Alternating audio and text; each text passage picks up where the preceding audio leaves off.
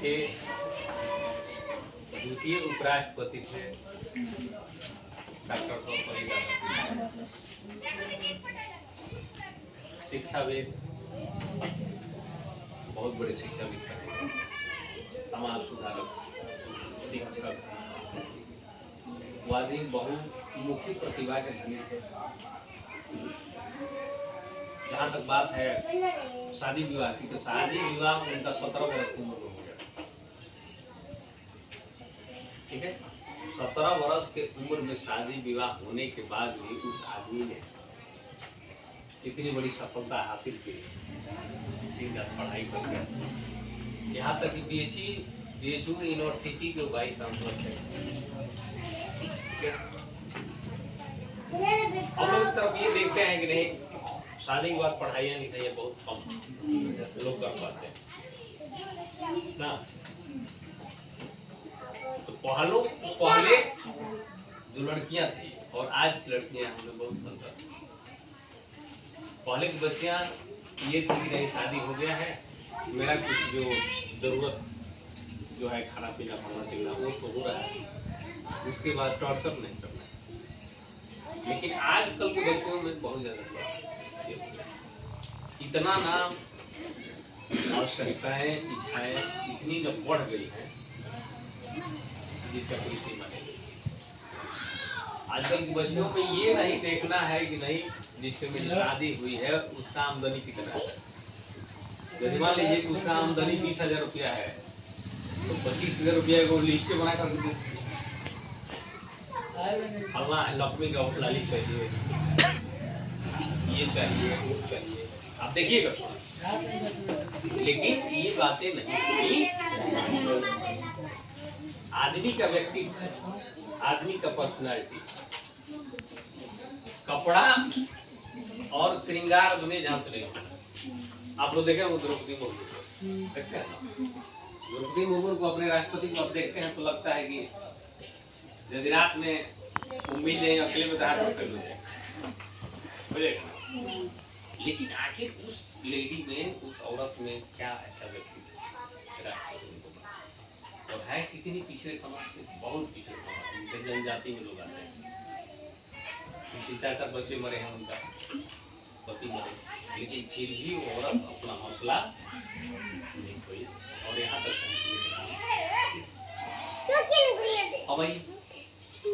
सर्वपल्ली राधाकृष्णन बताते हैं। तो सर्वपल्ली राधाकृष्णन व्यक्तित्व जब बच्चों ने कहा नहीं सर हम लोग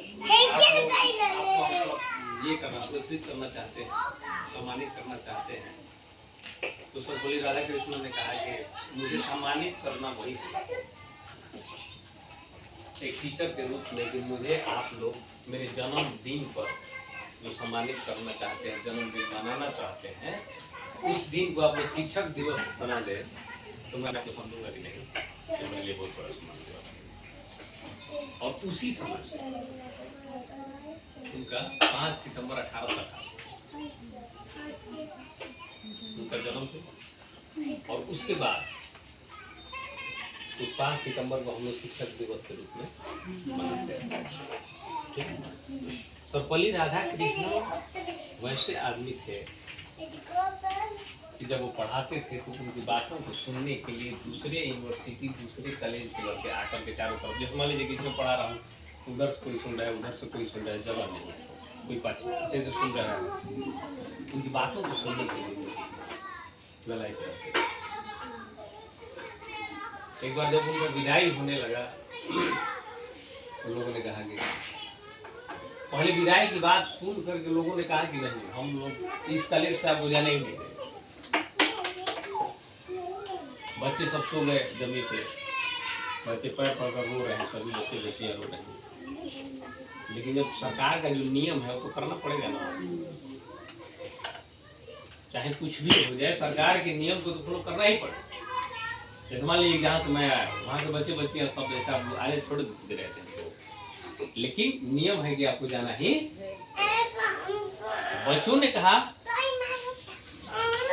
कि यहाँ से लेकर के सेवादास बाबा के मठिया तक दूसरा नई स्टेशन था, तो स्टेशन था, तो लोगों ने कहा कि बग्घी बुलाएगा। बग्घी समझ रहे हैं, जिसको घोड़ा खींचता है।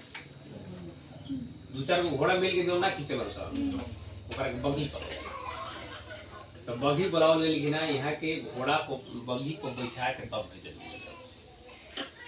लड़किया कौन सके बग्घी ना खींचे, हमने के खींच के अपने से खींच के लेके चलो। तो यहाँ से लेकर के सेवादास बाबा के मठिया तक बच्चे और बच्चियां खींच करके ले गए स्टेशन। ऐसा व्यक्ति डॉक्टर सर्वपल्ली राधा।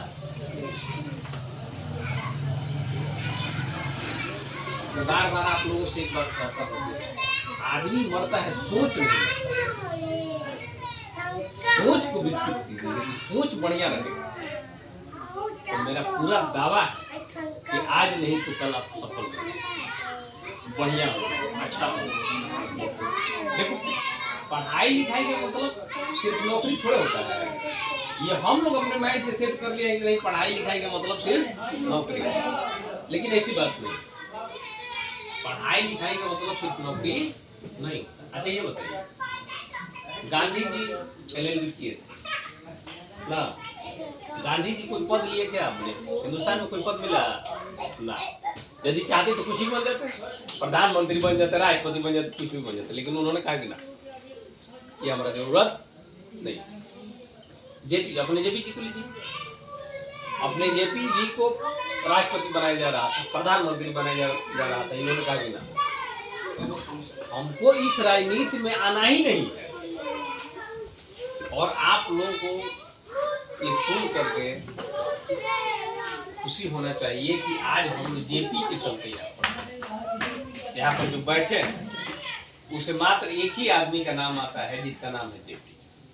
नहीं तो इस तरह के दियर न जाने कितने ठग, कोई पूछने वाला नहीं। एक कमिश्नर हमको कहा था, जिस समय ढाई लगा था, तो उस समय आया था, तो कहा था कि बाबू तुम लोग अपने आप को धन्यवान समझो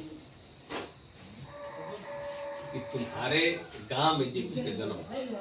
यदि जेपी का जन्म नहीं हुआ होता तो तुम्हारा सिताबगर किसी भी ना होता, कोई पूछने वाला नहीं। और फिर हम लोग और आप लोग कहाँ होते हैं भगवान के ना। जेपी से एक आदमी ने कहा था कि रुआ जिंदगी में कुछ होत नहीं है, तो जेपी जी कहलन कि बुर्बक हो तनी हमरा के मर जाए तो ओकरा बाद देखल सिताबगर में का होता। हम मरने के बाद ही तमाम चीज हुआ।